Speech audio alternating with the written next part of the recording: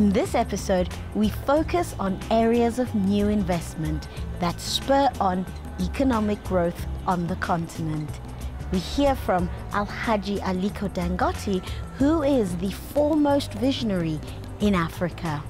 Then, Dr. Kingsley Makhubela puts into context why Nigeria is such a key partner on economic development in the continent.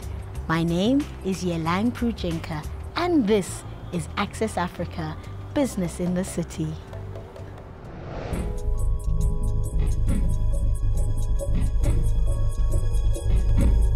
With a keen focus on collaboration, Nigeria is one country that puts the African growth story to the test.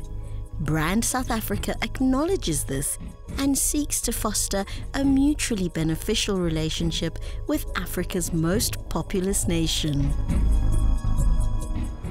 Intra-African trade is one of the most important aspects of the African development. We possess within the African continent all strategic minerals that we so need for our own development. We possess some of the young economies that have the potential to grow because we're growing from a very low base. So the potential for future growth is quite huge. And we really need to ensure that this growth, the African growth that a lot of people are seeing, benefits African throughout the continent. But it also fosters regional economic integration. The integration of the African continent is fundamental for our own development because we're so dependent on each other. You know, when you talk about the Africa rising, you're not talking about a single country. You're talking about the potential of huge countries. And these countries, they have their own softer points. They have their own attributes. Nigeria is a huge country. The economies of scale of Nigeria is quite huge. But if you look at Nigeria, what it possesses, and the intellectual capability that Nigeria has, a lot of Nigerians have overcome what we're going through in terms of creating a base of people who are highly educated. Nigeria has those kind of attributes. We are a growing economy, so we work very closely with Nigeria. We're the new kid in the block, if you want to say so, within the African continent. And therefore, working with the rest of the countries in the continent is fundamental, and particularly working with a country like Nigeria. Nigeria is too strategic for all terms and purposes for us in Africa, also to drive this development of the African continent. Nigeria is a key vehicle.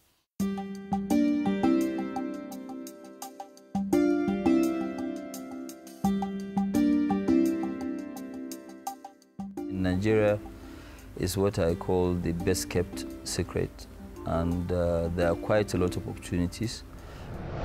When you look at Nigeria, it's not only about Nigeria, it's also to do with the region. You know, we have a regional market which you call the ECOWAS Community of West African States. And with this, you have a total of about 320 million population. Nigeria alone is about 175 million people at the moment, and I think is growing at about 3% per annum. So really going forward, if you project your business in the next 5 years, you are talking about serving internally 210 million people, you know, in terms of population. And then the rest of the 14 countries within the West African region. That will give you almost a total of nearing about 400 million by 2020.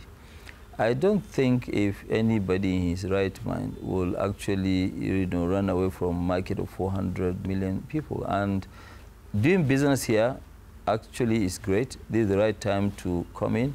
Yes, there will be ups and downs. You know, it's not going to be a Christmas party, every day. Christmas comes only once in a year.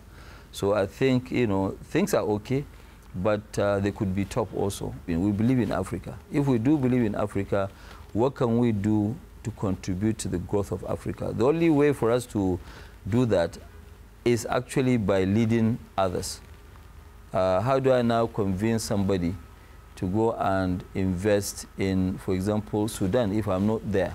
So since I'm not in Sudan, I will not have the ability of convincing somebody to go in and invest there. Today, at Dangote, we champion the growth of Africa as a whole. And by investing in South Africa, in Zambia, Tanzania, Ethiopia, Equatorial Guinea, all these countries, 15 additional countries apart from Nigeria, then we have the moral right to go and convince the so-called foreigners to come and invest in Africa, because we are leading by example. If I don't believe in something, I cannot convince somebody to believe in it. So we believe in Africa, and we will continue to do our possible best to invest to make sure that Africa gets to the promised land by the next couple of years, 2030.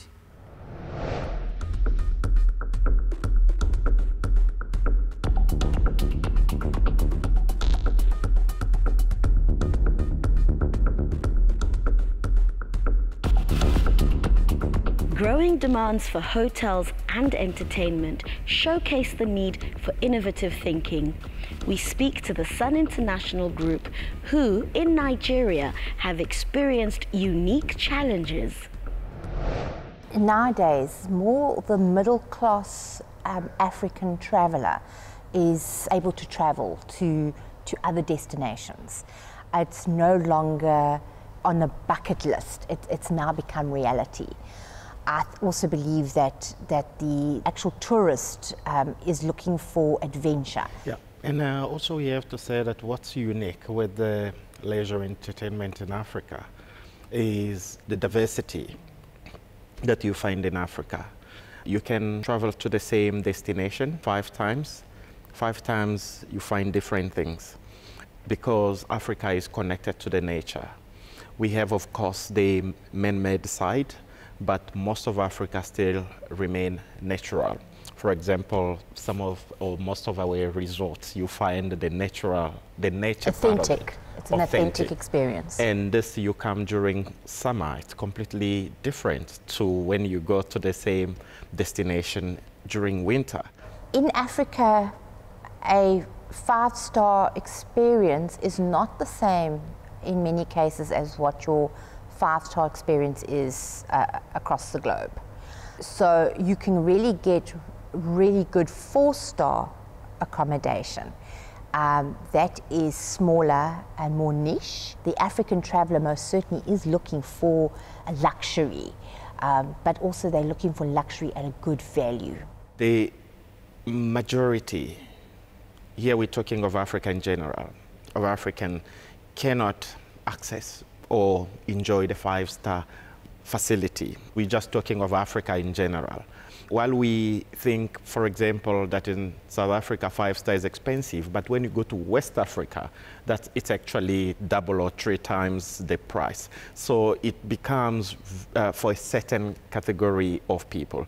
However, the number of people in Africa, even though not everybody can get access, but there's still a good number of people, of Africans, that can afford, or that's making the 5-star establishments to function and operate normally.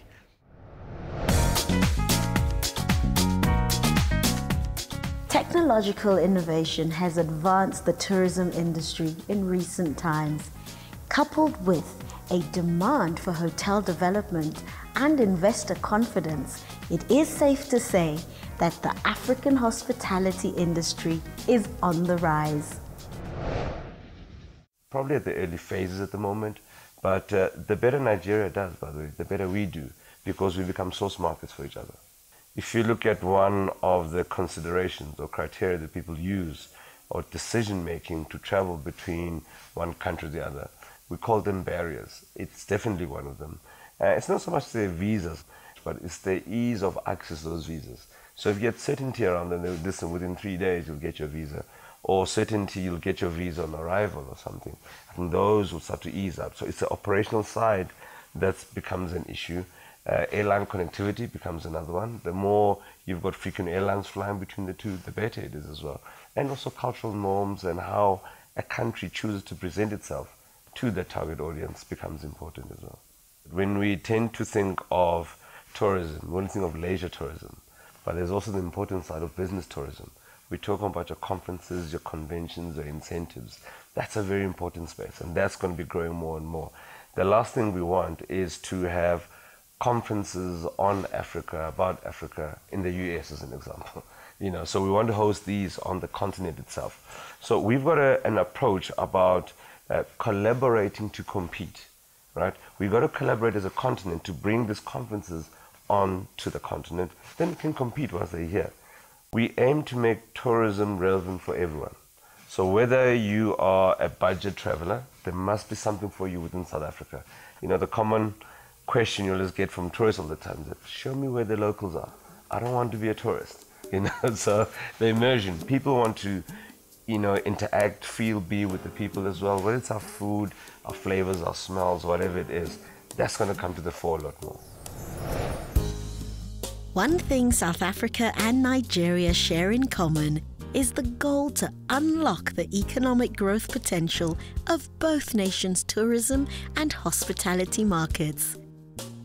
Brand South Africa's efforts are aligned with activities that drive this goal.